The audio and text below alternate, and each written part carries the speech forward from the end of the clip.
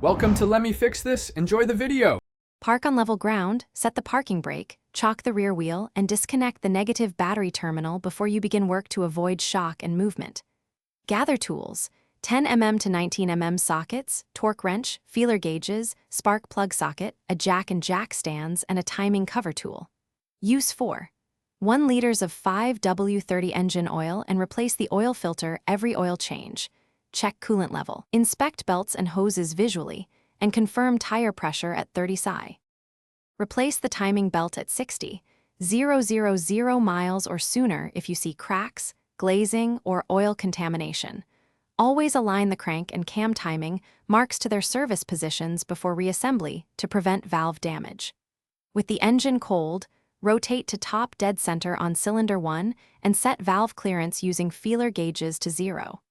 20 mm for intake and 0.25 mm for exhaust as specified for GA series engines.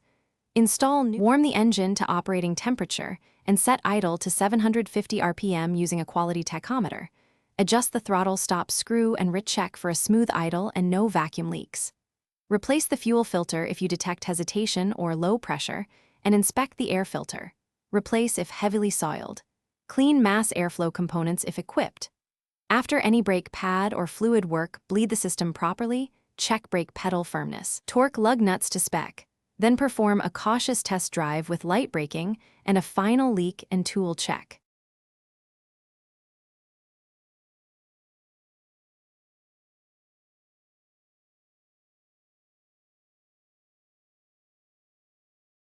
Thanks for watching. If you found this helpful, don't forget to like and subscribe.